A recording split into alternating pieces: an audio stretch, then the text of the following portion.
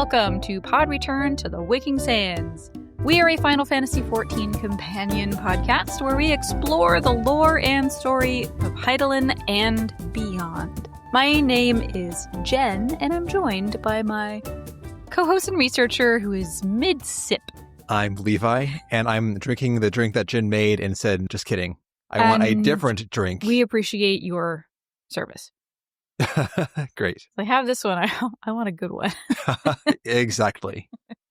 Took the words out of my mouth. Anyway, today, Jen, we are concluding the Machinist job quest in Heavensward. But first, last time, we neglected to talk about the Machinist origins in the series. Did we? We did. The first main Final Fantasy game in which Machinist appeared is Final Fantasy XII. Really? Yeah. That's pretty late in the series. Yes. Damn. At least in terms of how we know them, like a guns person. Is that Balthier? Was he the Machinist? Yes. Yeah, he's got that vibe. Well, in 12, you can choose your jobs at will. It's one of those games. But yeah, he is like the iconic Machinist of that game. Okay. Yep. Nailed it. But of course, you have wrench-tossing people in prior games and so on. You have a couple of playable Cids through the ages, but not the same Machinist as we know in 14. But, Jen, Machinist appeared in a side title before then. I think they're most notable for appearing in Final Fantasy Tactics. Oh, people seem to like that game. People seem to like it. Maybe, Jen, we will play Final Fantasy Tactics when we reach we probably should. Well, we'll have to do a deep dive on Ivalice once we get there, Jen. Oy. That'll be post-Stormblood MSQ, so you got some time. Okay. But I think we'll have to do our due diligence, which means Jen will have to play Final Fantasy Tactics. We'll talk about it. We'll talk about Jen playing Final Fantasy Tactics. Yeah. Yeah. But for now, Jen, let's go back to the past 1 week. Okay. And talk about what happened last time. Okay, last time we wanted to become a machinist. And we did. We did. Head guy, Stefanivian, is of House Hyanart, and they have kind of seen some quote-unquote misfortune. All right, so Stefanivian, he's of House Hyanart, and he's the son of Count Borandine, and he's running this thing, though technically his dad's in charge, and his dad hates that his son is doing commoner shit, like making guns or whatever it is that his kid is doing. So Stefanivian basically has to prove to the entire world that machinistry is legit, and we've got an uphill battle because the other houses... high houses. Well, one high house in particular, House Dzemael, is like the machinists are suck, but we're also threatened by them simultaneously because knights are the true kings of the battlefield. Whatever. There is a skirmish with like a big fat dragon, and Stefanivian is like, "Yeah, our machinists are going to show up, and we'll show you how good they can be on the battlefield." And we do. We like cannon and gun and stuff, and this other guy from House Dzemael is like, whatever. But also Dad is like, I don't know about this whole thing, kid. But that helped. Dad was like, you know what? There might be something to this machinist stuff. And Stefanivian is like, yeah, dude. There's like this big tournament that's going to go on between the high houses. They do this like capture the flag shit every, I don't know, year or whatever. Which is how all the high houses parade their best kids, knights, whatever, in front of the Holy See. And so it's a child pageant. Oh, Jesus Christ. Don't diddle kids. It's no good diddling kids. Thank you for the PSA. Yeah. So that's like the whole lead up is trying to like, we're going to be in this tournament. We're going to be in this tournament as machinists because House Hyanart really doesn't have anything else to contribute, unfortunately. And House Dzemael is just like, yeah, you guys suck. And we're all going to see how much you suck. And turns out we don't really suck. We end up winning the tournament, and House Dzemael is like, okay. And we're all like, woo, we did it. And we live happily ever after. No. Oh. No. Then. No. Oh, no. For a little bit. For like 15 minutes. For a few days while we took a break, and then picked up leveling again. Right. Well. Yeah, so Thank you for the recap, Jen. Yeah, you're welcome. We go now to the Skysteel Manufactory. Yet again. Manufactory. Excuse me. Yes.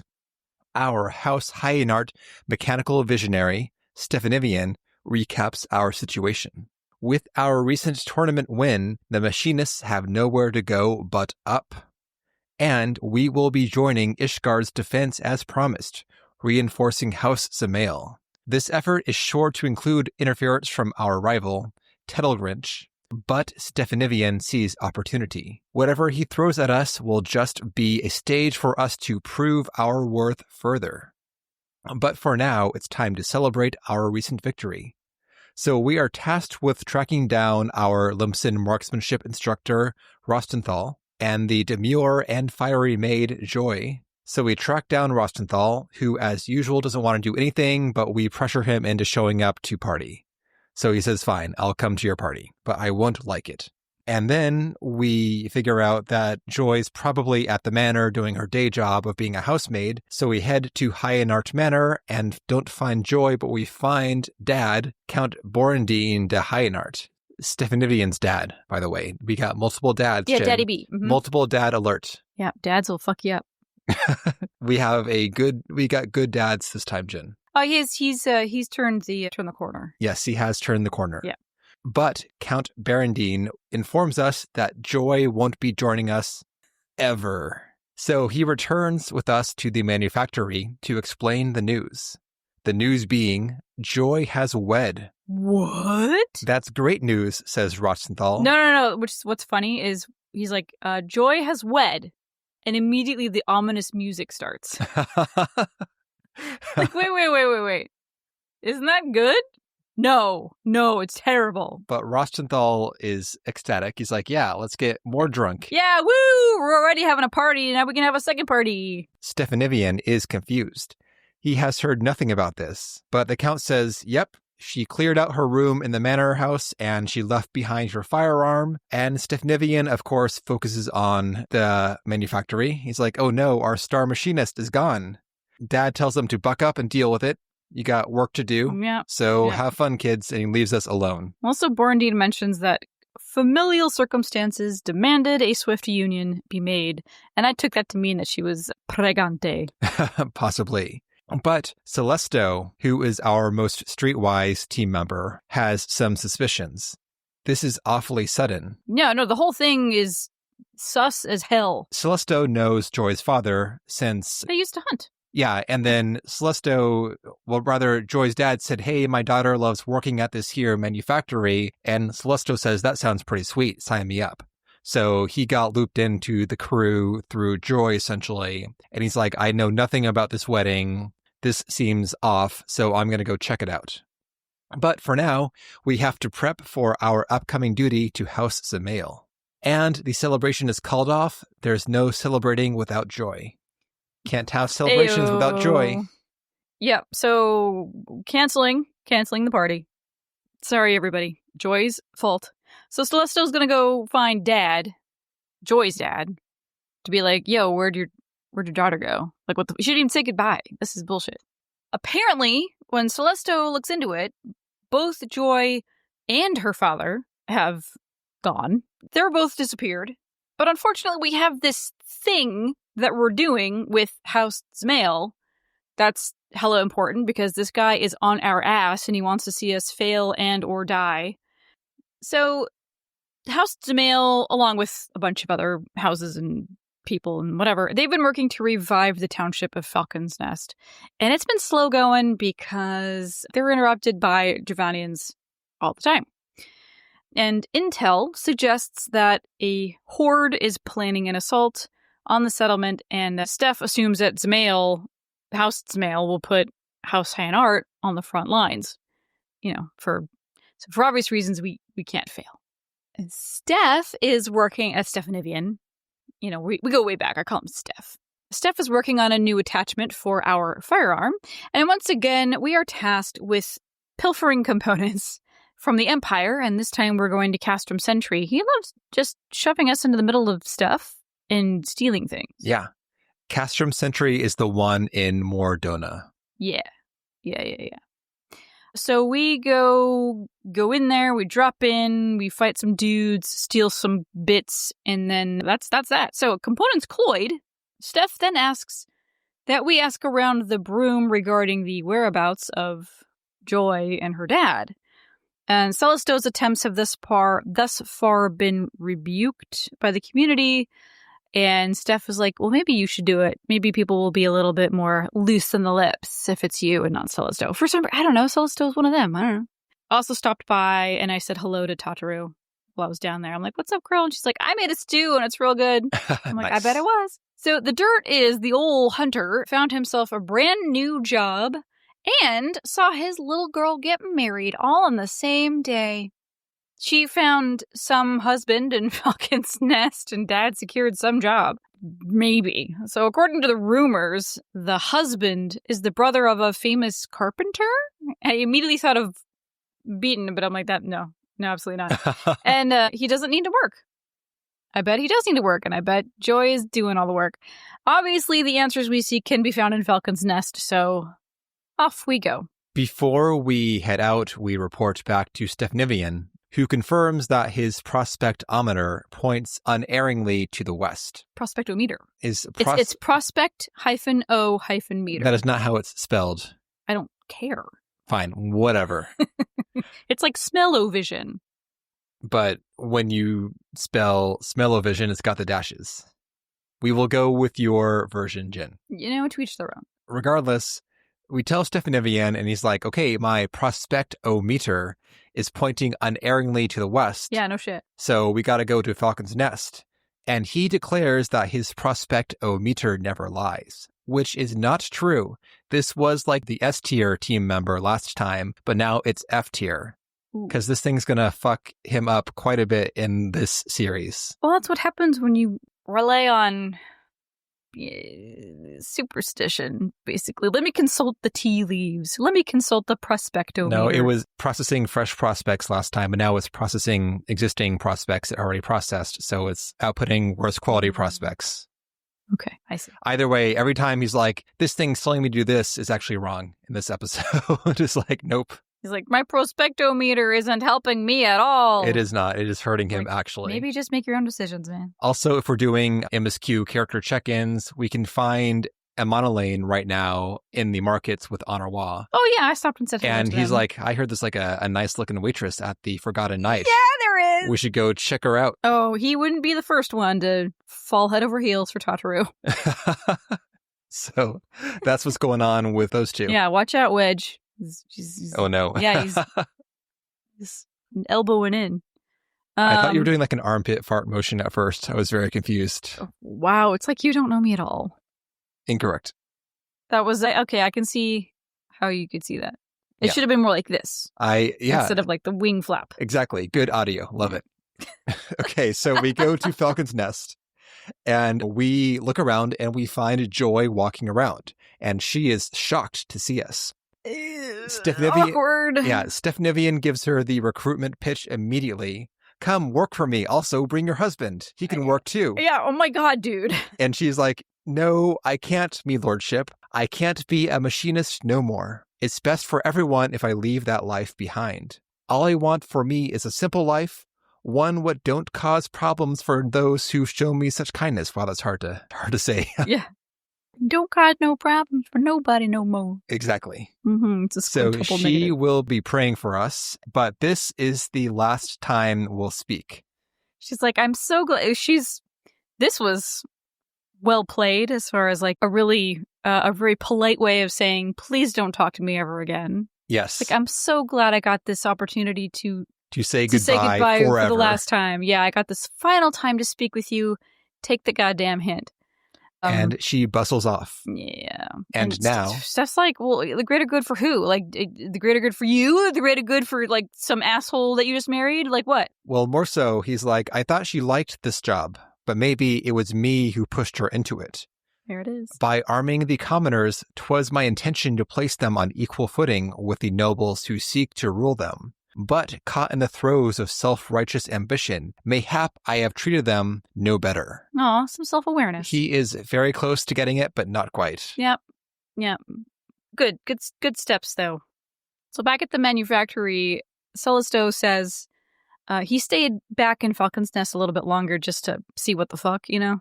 And he says, all of it just seems wrong. Also, no idea where Dad is. Still haven't seen Dad. He was supposed to have some awesome job there. No, he's nowhere. And then Steph says, if she's decided she doesn't want to be a machinist, who are we to change her mind? And then Celestial gets pissed. He's like, oh, I see how it is. Like, as soon as they can no longer be helpful to your agenda, you just drop them. Like, you wash your hands of them or whatever. And he storms off. He's like, fuck you, I'm not taking any more orders right now. He basically is like this courtesan recess. He's mad. And now Stefanivian despairs. What he said was his all for naught, but then he cheers himself up. We've lost some people, but we've made great advances in the field of machinistry. This is a net win, so says my prospectometer. Keep inhaling that copium, man. That matter settled, we now head for the defense operation. We're also given the auto crossbow. Yes, I was going to say that. Okay. Also, Jen, I don't recall if it's before or after this level, but pretty soon we get the upgraded basic weapon skill, like the number 1 weapon skill. I think it's later on in a couple. We only have so many. Either way, I think it's 56. Sure, whatever. Anyways, once we get the upgrade, our basic shoot shot turns into this weird, like, half flip jump thing. Well, you gotta add that centrifugal force. Sure, you gotta curve them bullets. Gotta curve them bullets. Yep. Anyway, it seems exhausting and makes my back hurt looking at my guy doing this every, 9 seconds. On my Ellison, though, it looks so painful because he's so big. So much body. Yeah, exactly. Just looks like he is breaking his spine every single time he does this maneuver. It feels like a sometimes food, like a cooldown maneuver, not like a meal. Fucking shot, yeah. Yeah. Anyway, that's all. Moving on. Yeah. God, and then there are some maneuvers that are, like, substantial, but there's hardly any visual or audio feedback. I think auto crossbow being one of them, where it's I was like, wait, did I do it? Because I couldn't hear it or really see anything. Yeah. Unlike the AoE bullet spray, where it's extremely obvious that I'm pushing that button, I was disappointed. I thought the auto crossbow would just be like, Yep. No luck. Gotta sample that sound and put it on your maneuver. Be your text Modders notification sound. Anywho, so as time passes, now it is time. House Dzemael has raised the alarm, and we are due to report at Falcon's Nest. Both Joy and Celestial are out, stacking the odds against us even higher. But we will assemble the remaining machinists and show Tedalgrinche what we are made of. Just kidding, they're on strike. Well, yeah. So Celestial left in a huff, and he told all of his friends, and they're like in solidarity, which is great. So now we're down to literally just us. It's so bad, actually. Count himself has had to put his armor on. Yeah, he looks pretty cool. Good job. Oh, yeah. I mean, honestly, the dad looks younger than the son.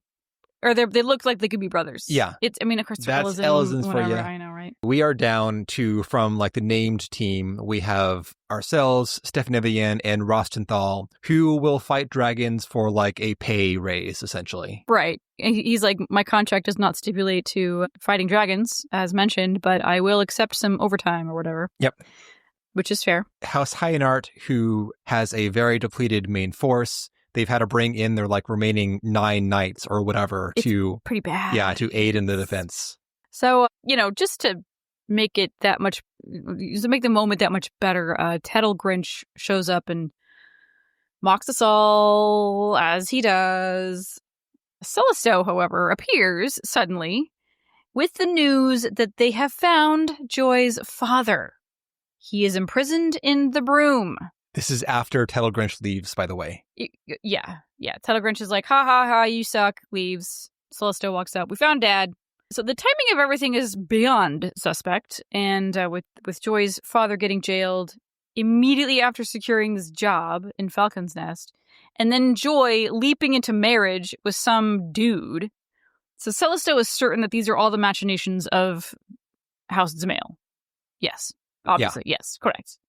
So Steph and another machinist and I will return to the broom. Well, first off, he's like, what about the defense? We have to stay here and we have to fight. We can't just leave. But Dad says, yes, you can and should. Yeah. Well, because you're the chief of the manufactory now, and your employees are your responsibility. So handle it.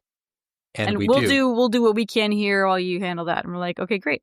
So we leave Rostenthal as the sole defending machinist at the bridge. The battle's taking place at the Black Iron Bridge against the Dravanian incursion. So we leave them to handle that with their 9 guys or 9 scrubs. And we head to the broom. In the broom, we get pointed to a suspicious guard in front of a nondescript door. And we give him a warning shot / flesh wound. Yeah. We full on shoot this guy. We don't give him like a shot near him. No. We literally shoot him. There is a bullet in his body now. And, quote, weak kneed watch says, ow, what in the? You shot me. Yeah, that's how we roll. Yeah, that's how we react to being shot. We shoot people. But he's fine. Program. We shot his eyebrow or something. It's made out of chocobo poop instead of So he begs for mercy, saying someone paid him to do this job. But he's not getting paid getting shot money. So don't shoot me again, please. Okay. And we tell him we just want in this door. And Stefanivian, stepping up now, says... Oh, hey, you want money? Yeah, how about a job? You want a job at the manufactory? Please join the manufactory. And the guy says yes. Bodies. Welcome aboard. So with the guard handled, we open the door and we find Joy's dad, Agu, inside. When I was typing up my notes, I couldn't remember Joy's dad's name because it's a weird name. And I thought it was Arg. We found Joy's father, Arg. Arg! No, it's Agu. So Agu tells us that on the day that he was headed to Falcon's Nest with the rest of his crew, first day on the job, someone popped a bag over his head and dragged him into this cell and locked him up. And he assumed that the kidnapping was a mistaken identity situation because he's like, I don't have money. Nobody I know has money. There's no ransom here. But nope. So at this point, it's clear that the kidnapping was a ploy to blackmail Joy, get her out of Ishgard, and via a sham marriage. So this is great news because now we can tell Joy her father is free. She no longer has to engage in this farce. And that all settled, we have time to rush back to the Black Iron Bridge and assist our bros. And we do. We head to the bridge and we get a solo duty. This is pretty straightforward. We just fight our way across the bridge, defeating dragons who are assailing the knights. It's like a mini Steps of Faith. Yep. I had some casualties on my side, Jen. I could not get to the furthest knights in time before the dragon got him. Well, you need me on your team. I'm just letting Jen aced die. it. I did. Nobody died. Yeah, they have death cries. One's like, so much blood. No. The other goes, here I fall. Amazing. Here I fall. So Jen got an S rank, apparently, and cleared it, no problem. Woo! But the battle is won. We are celebrating when, oh shit, a big fat-ass dragon comes around the corner and looms over us. It's so funny. We're standing with our back against this wall, looking at everybody like, we did it, guys! And then everybody's like, and we're like, it's right behind me, isn't it? Yeah, this giant-ass Avis ready to eat our fucking head off. And then suddenly we hear this, load, aim, fire! And the Avis drops dead. And it's Joy! She has returned! And she's all like Calamity Janed up, hair flown in the breeze, bullets everywhere. But right where they should be, okay? No errant bullets because she's a pro. So everyone is stoked. Oh my gosh, she came back. Borandine asks if she considered Steph's offer to have her and her husband both work at the manufactory. And she's like, oh, me and my quote-unquote husband have parted ways. And if possible, I'd like to resume both my jobs at the Matter and the manufactory. This is after she morphs back into the demure Joy. Of course, yeah. No more cussing and loose hairs. Shooting and loose hairs. We cheer some more, and now Tedalgrinche shows up to mock us. Well, we may have won the day against this handful of dragons. Guess he'll have to find a greater challenge for us. Stefanivian calls him out as being behind all the sabotage and meddling, the forced marriage of Joy, but Tedalgrinche plays it cool. Whatever are you implying? You speak as though I recall the names of your low-born servants or hold even the slightest interest in their common unions. Now, if you'll excuse me, my lords. And he saunters off. Oh, what a dickhole. So, we go back to the manufactory and Steph is like, we've racked up some successes here, but that's just going to put a bigger target on our backs. And it did, because just as we're getting our footing back at the manufactory, we get a surprise visitor. It is the Temple Knights here to announce charges of fomenting insurrection. This is great because this is like, a little bit of time passes and we go back to visit Steph. And he's like, everything is amazing. Everything is super good. We got Joy back. Everything is coming up high house. And then literally that moment, a Temple Knight walks in. He's like, nah, you've been charged with insurrection. Yep. So the manufactory will be placed under their supervision. Should you fail to refute the accusations against you within the allotted time, punishment may include seizure of your workshop and imprisonment of all those deemed accomplices to the crime. So the charges of insurrection come from, the accusation is that we have armed commoners with weapons. Done. And discharged them in the vicinity of the broom. Done. We've done all of those things. So we realize... And we shot a person. Yes, we do that all the time, though. No one cares, apparently, including the person. Anyway, so Stefnevian realizes that Tedalgrinche set us up with a null win-win. If we free Joy's dad, then he gets to accuse us of shooting things up in the broom. Well, yeah, so Steph's like, Tedalgrinche knew we were going to save Joy's dad. He was like, well, probably, but, the choice to scare the guard by literally shooting him, that was our decision, and that was a bad decision. Jen, we got one hammer and everything's a nail. Correct.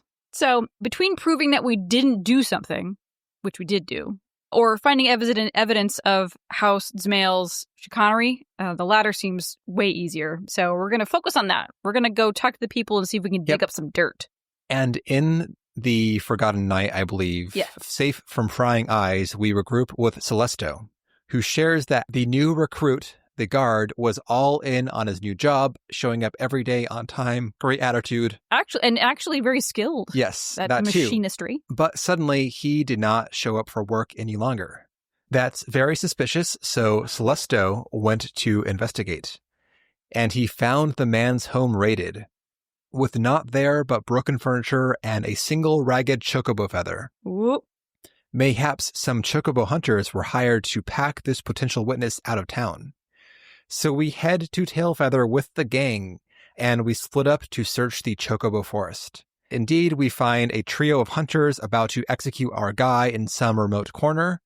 We dispatch the kidnappers, and our guy, Ferdu, apologizes profusely.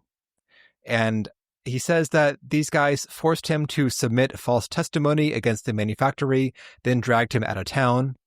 And we search the bodies and find a seal of House Dzemael, likely to give the hunters easy passage in and out of the city.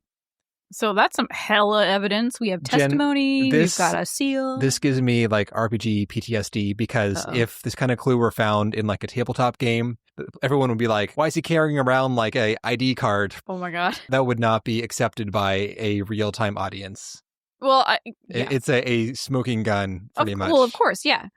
So this is good news for us. There's more. I know, I'm looking at my notes. Great, good. Yeah, good. Ferdu says, I'm so sorry that you hired me with this sweet job and then I betrayed you right away. I'll not darken your doorstep again. But Stefnevian says, nonsense. Come back and practice your marksmanship. And soon enough, you'll be more than a match for any thug. Yeah. No, you will never walk away from a job at the manufactory if Steph has anything to say about it. You are there for the rest of your fucking life. He will find you. He's like, he's welcome back to the manufactory. Well, he will learn that through machinistry, there is freedom. So anyway, when we return to see Steph, he tells us that the evidence of the seal and Ferdu's testimony were presented to the Temple Knights as part of our counter-accusation, and the wheels of justice have begun to turn. Also, here's a skill. Have a skill. Enjoy your skill. 10. Great. Thank you. Yep. Time passes. Time passes. And Stefnevian is hopeful that this new testimony will ensure that we are cleared. Oh, we're winning. Yeah, absolutely. Yes, but no such luck. The accusation is not removed after we submit our evidence, so reports Joy, which confuses Stefnevian. He was sure this would be enough. But, announces a mocking voice, truth is dictated by the victor. The one most skilled in strategy. One such as me. This one is not a sylph. It is Tedalgrinche, of course. Oh my god. Yeah. Yeah, stop walking in here. So Steph's like, how is this possible? It's the first time he comes in here because Steph-Nivian accuses him. Have you no shame? Yeah, how dare you show set your face foot in here after all you've done? Pretty much, yes. But, says Tedalgrinche, shame?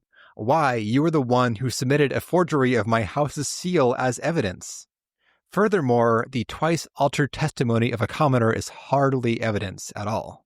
Yeah, so we're fucked. Yeah, and basically he says that. He's like, y'all are doomed. You cannot deny the claims of House Hyenart having armed commoners and inciting them to achieve their, quote, independence, which Steph has been extremely overt about, like tactlessly so. Hey, random guy, have a gun. Come win your freedom from the nobles. Yeah, you want to give a middle finger to the nobles? How about a middle finger with a bullet? He has no sort of discretion whatsoever. But, Jen, Tedalgrinche will do us a favor. Yeah, we're all fucked unless we would be interested in a get-out-of-jail-free card, as in kill a dragon. So here's the offer. Kill the great beast that has been disrupting our supply train, Very Sullen, something like that. Sure. Oh, sure, yeah, just kill the dragon that not even the Knight's Dragoon can handle. Well, yeah, that's the offer, take it or leave it. But if you can do that, the charges will be dropped. So. Well, good thing we got the Azure Machinist on our team. Right. So, Rostenthal, he hears all this, and he's loath to engage in this extortion. He says he will take responsibility for all the shooting. It won't be a stretch to believe that some pirate outsider... Rooting. Yeah, all the rooting, all the shooting, all the tooting. Won't be a stretch to believe some pirate outsider was doing the crimes. And prison cell is about as big as a ship's cabin, so he'll feel right at home. And Steph can just reimburse him for the incarceration time when he's let out. Yeah, and he just goes for it. And he just walks away. Here's the plan. Here I go. See you later. No off to the tribunal. Yeah, and Joy is like, there's no. And she's like, I will stop him. Oh my god, I will stop him. She runs after him. So she and Celesto go running after Rostenthal. Like, don't you fucking dare. But Steph-Nivian always eyes on the prize. He's like, I know how to save this with machinistry. Yeah. We will invent a device so great that even Rostenthal must admit we have a chance of victory. Sure, whatever, dude. So he sends us now on this weird side trek to the Sea of Clouds to go get crystals from the Vanu Vanu. For no reason. I feel like the writers feel like they need to give us like a, quote, mechanic, which is just a bullshit fetch quest right now. Well, I think it's more like, oh, you just unlocked this area. Let's have you go into it. The place we're going to, this is the far side of the Sea of Clouds. This is like a flight requiring area. Yeah, you can't walk there. So Jen and I... on our podcast characters have not unlocked flight yet in the Sea of Clouds, obviously. So we had to get our mains on and fly each other across the Sea of Clouds to get this quest step done. Yeah. Besides being annoying, again, it has no plot relevance. It's just like, here, have some gameplay. Gameplay being clicking on a thing twice. So I suppose, what is this, 58? Yeah, this is level 58. So if we are following the MSQ and we're at level 58 MSQ stuff, then we're like, oh, we know who the Vanu Vanu are, and I guess we're here now. It's not that we don't have access if we're doing things. Sequence. It's not that. It is the fact that it makes no sense for the machinist story. He wants crystals, man. We don't need padding. There's so much content here. They have themselves set. There have been so many other job quests with bullshit filler steps. We have no writing for the step. Go do some bullshit and come back. They have actual story in every single quest step. They don't need fetchy bullshit also. No, the only thing I can think of is there is a reason why they want to bottleneck this. They want to keep you from doing, Machinist 50 through 60 before you've done the MSQ. I don't think they thought about that because the jobs have no real coherence as far as gatekeeping. Like Ninja, you never leave the A Realm Reborn zones except going to the Dravanian Forelands ones, which you have access to from day one in Heavensward. It's just what the story calls for or what the writers seem to feel was necessary for whatever reason. Yeah, I don't know. That's my theory. Off my soapbox, you can enjoy your theory, Jen. I disagree, but that's why it's a theory. Yeah, exactly. Anyway, so just we like evolution. And gravity. Okay. So we get our bullshit and we go back to Steph-Nivian and he makes it into the drill shot, which is super sweet. So thanks for that. Jen, have you used the drill yet? Yes. Cool. This is like a super high potency attack that you always pair with your auto crit for sweet ass damage. Ass damage. Yeah, for sweet ass damage. Yeah. This has been like probably 12 hours in game world time between teleporting and waiting for Jen to log in and fly me over there and then getting them and teleporting back. It's like the next day in Eorzea time. And Rostenthal still has not yet made it to the fucking tribunal area. Yeah. He is still on the way. So now that we have done our errand. He stopped at the Forgotten Night and... Yeah, had a few drinks and had a nap. Yeah. Yeah, got to talking to Tadaru and he got lost in her eyes. After we get our drill shot, we head now to the area outside the tribunal to intercept Rostenthal, and we find that he has already laid out Celesto and Joy on the cobbles. Yeah, they like 4 people were like, "Stop, Rostenthal, don't do it," and he's like, "Fuck you, make me." He's just like laying him out on the ground. And honestly, Jen, I'm surprised that we're not all arrested for having a fucking gunfight outside of... Dude, the Temple Knights are standing right there. Yeah. In front of the tribunal? Yes. Within a stone's throw of the fucking castle or the... What's the round... The last vigil, the pillars? There's the cathedral, and then there's the vault up there, the seat of the archbishop. The vault. Yes. Correct. Shooting bullets in the broom, illegal. Shooting bullets outside the archbishop's seat, no one cares. No one cares. We tell Rostenthal to knock it off, and he says, "I will shoot you." Like, well, we'll shoot you! And we shoot him first. So we blam him in the face, not with the new drill we just went on the bullshit errand for. Just the slow shot. With a normal shot. Normal ass, stupid number 2 button. He takes the knee, just a wounding gut shot. Yeah. A bruising gut shot. So Steph runs up breathlessly, thankful that Rosenthal hasn't actually put himself in prison. Steph says that, I mean, even if he were to throw himself in a cell on behalf of the Machinists, that wouldn't stop Tedalgrinche's crusade against them. And Rosenthal is like, you know what? You might have something there. So Rosenthal continues. I mean, he'll drop the false confession full stop if we let him join us against Very Sullen. And we're like, well, Steph is like, well, why? I mean, okay, you've actively avoided doing anything with us because reasons this whole time, and now you want to get into the middle of shit. It's a dragon, no less. Like, what's up? What changed? And he says it's a matter of penance. So when he was in charge of the Barracudas, he sent his men into a battle they had no business entering, all in service of his own agenda to become admiral. So he basically used his entire crew, and that's how a lot of them died. But anyone in the admiral's chair wouldn't betray their men like he did. So the reason why he was in Camp Overlook all those, weeks ago? It was to visit one of his former crew, one of the ones that survived. And Rosenthal has been sending him money ever since. And he's like, there's no way I will be able to pay off this debt. There's not enough geld in the world. Gelt. But he says geld. Yeah.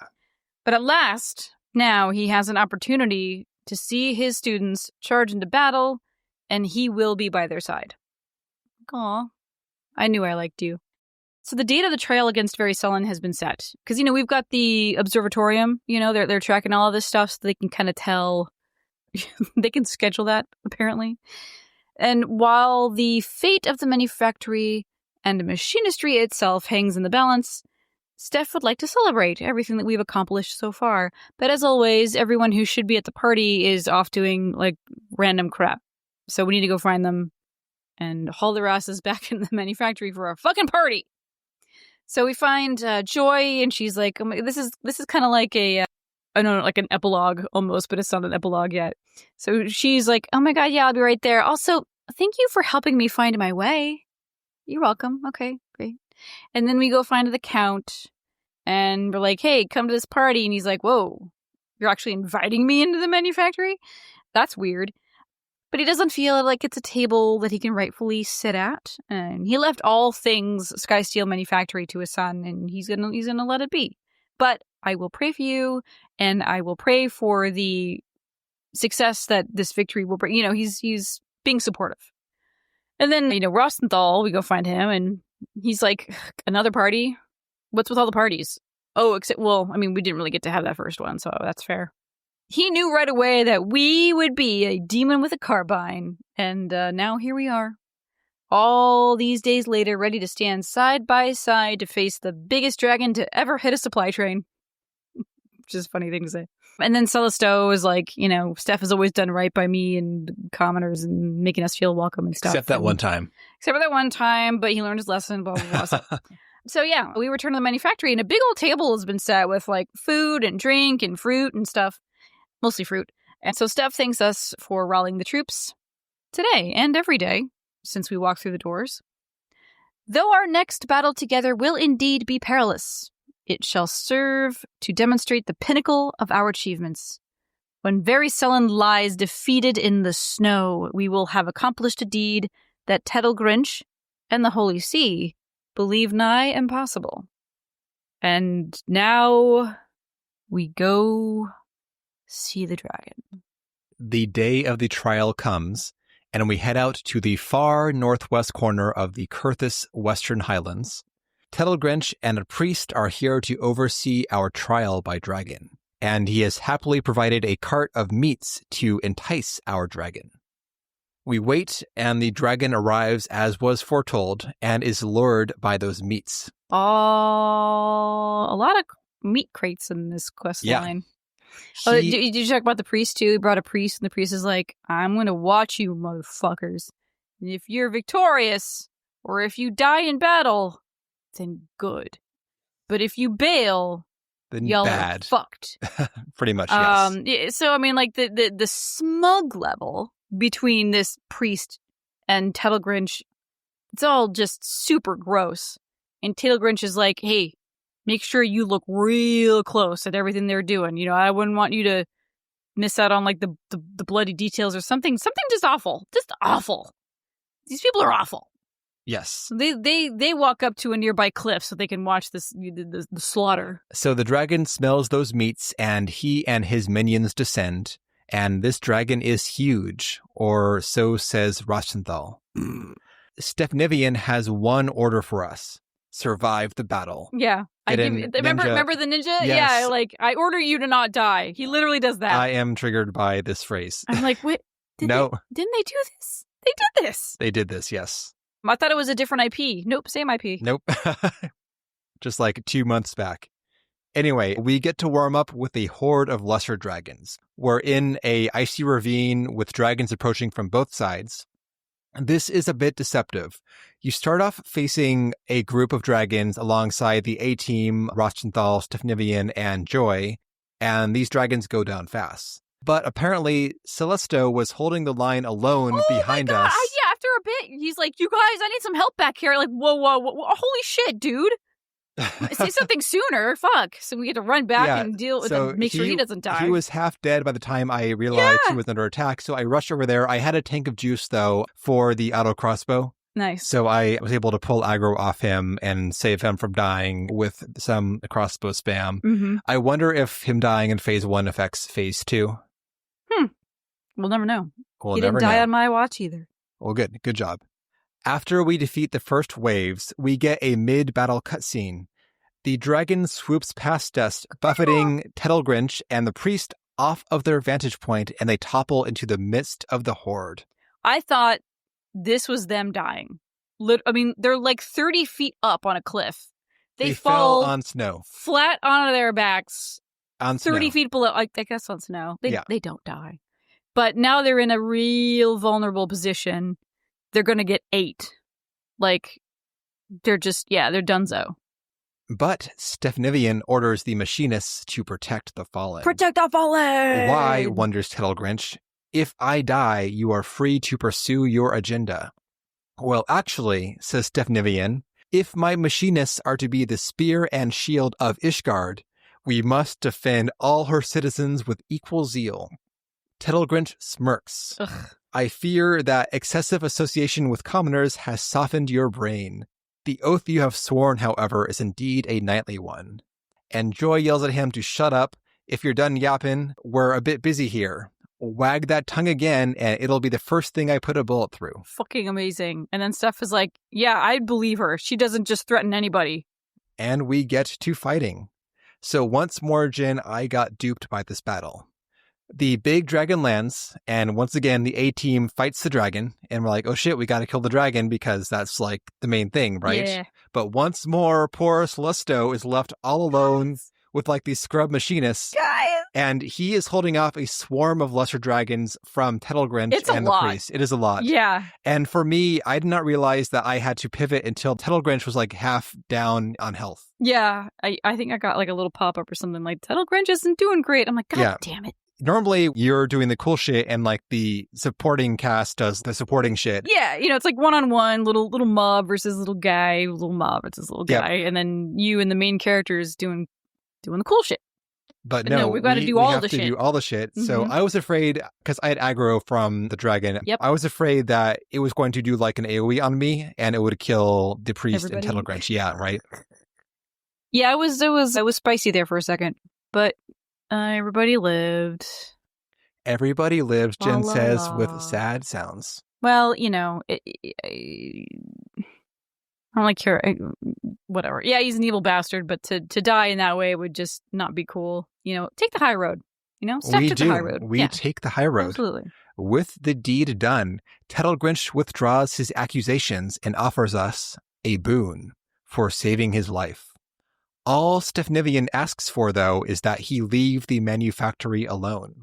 Wait. So when Tedalgrinche is like, all right, this is amazing. Thank you, guys. You know what? I'll give you a little something. Ask for anything and I will do whatever I can to make it happen. And Rostenthal is like, are you kidding? Like a favor from a piece of shit like you is just going to be another piece of shit. So no, thank you. And Steph was like, okay, well, you know what? Okay. Just leave us the hell alone.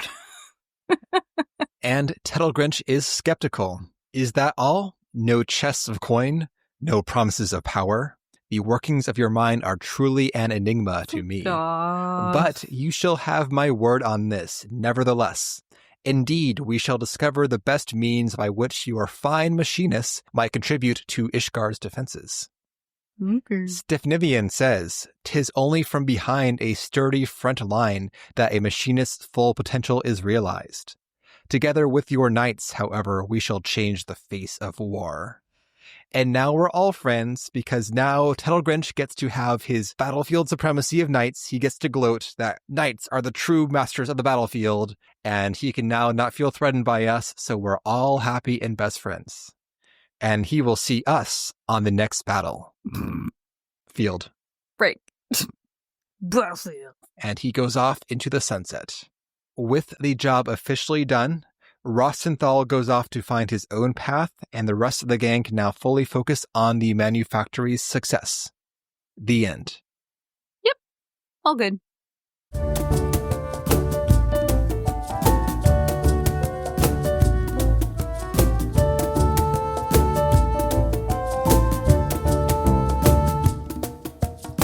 All of this could have been avoided if Stefanivian just from the get-go was like, no. It's not like, spear guys versus gun guys. We all contribute on the battlefield. We need each one of us needs the other, like he did at the beginning. Or was that something he couldn't say in the beginning because he had lessons to learn? He had lessons to learn, but beyond that, I do think that the portrayal of the stubbornness and the tradition-mindedness of the knights is probably accurate. Oh, yeah. So I don't think that they'd be open to commoners joining them in the war effort without some tough love. It took a little bit of time. But he could have not been like going off on revolution left and right pretty much. I know. That may have helped a little bit. Got to be a little bit more subversive than that. But, a little bit less subversive, more subtle. There you go. But it all worked out. It did all work out. Yeah, happy endings. Happy endings. Mm-hmm. Yeah, this is one of the better job quests, in my opinion, Jin. Good writing from start to finish. Good characters. Good characters. Lots of different motivations and things going on. Yep, we got great Joy's pacing stuff. as well. We got Rostenthal's stuff. Kind of unpacking their past. And... Everyone's got an arc, even Tedalgrinche. I know. Even Fredu. Yeah, even Fredu. That guy. Fredu. Yeah. I as far as like the mechanics of the actual job, as like a player, I'm not super stoked on it. It doesn't hit me real good. You should play at level 60 for a bit, Jen, before you make your final decision. Yeah, probably. Because you have that drill, which really helps to bring things home. Got that drill. It's a very short cooldown. It's like 20 seconds per drill. So it's really a huge DPS. It's like 19.82 seconds. With your skill speed, maybe, Jen. Okay. Also having the AoE auto crossbow to go along with the, what is it called? Like overcharge, great. whatever. The overheat, whatever, the hypercharge. The one ability that we get that I actually do like beyond 60 is there's like an AoE shared cooldown with the drill. So that gives you a way to burn that drill cooldown when you're doing like group pulls. We don't have that yet, I'm guessing. No. Okay. Not yet. All right. But yeah, otherwise though, again, before you judge the job, and if you don't like it, fine. I'm not actually a huge fan of it. It's not like I don't like it. It just feels like literally just look at what you have available and push that button. So, but it probably, because I haven't played it a lot, I don't have like a... That, Jen, if you cast your mind back to last week is my complaint about the job at like level 100. It's just like, press them cooldowns. Get all the, here's some more buttons. I think at level 60 it's got more flow because you have fewer cooldowns. The only thing that's really on like a press the button cooldown is the wildfire, the drill, and the auto crit. The heat mechanic and the battery mechanic, those kind of build and get dispersed at your leisure. Mm-hmm. And I like the heat especially because it's one of those things where you can bang something and don't have to burn it as soon as it's full. Oh, totally. You can pick your timing there, which is critical because it occupies 10 seconds of time. Mm-hmm. So you got to make sure you deploy that at a good time in the fight mechanics and a good time with your other cooldowns too. So I like abilities that don't force you to deploy them at the moment they come off cooldown. Oh, yeah. Because it gives you a lot more flexibility in play and it makes the job feel less scripted. I totally agree with that. I like that feeling. Like Black Mage even with the Xenoglossy, I feel like I have to discharge those when like my timer is, because you don't want to like lose one. Anyway, but that's probably the closest thing. You know, you can bank those and then just fire them off as soon as the timer is about to tick over for another one. You go bam, bam, bam, bam, bam, bam, bam, bam. Anywho, yeah. Any final comments? No, I think those were my final comments. All right. Yes. Well, next time we are back to the MSQ. We'll be entering into the Churning Mists. So see you then.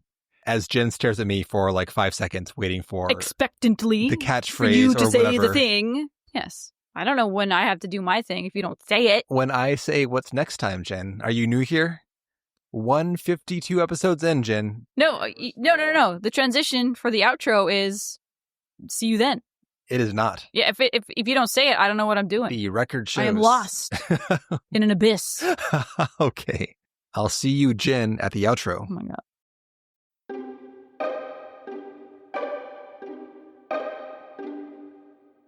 And that will do it for today's episode. Thank you all so much for listening. And 23 for new!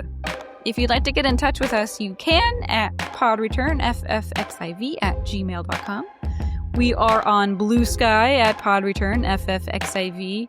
Check the show notes for our Discord. We've got some peeps on there that are real cool. You can talk about, kind of anything you want, but we share some memes, some stories. You can join us for our group runs. We've got some consistent teams going out and doing Baja shit. It's pretty great.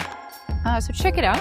And last but not least, our Patreon, patreon.com/podreturnffxiv. And for $1 a month, you get access to the other stuff that we do, including the seasonal events from 14, our Final Fantasy XI series, Vanadiel Van Splainer, which we will be wrapping up here pretty quick and moving on to something super awesome. So stay tuned for that. And with that, we hope you enjoyed the episode. Have a good day or night, and we will see you next time.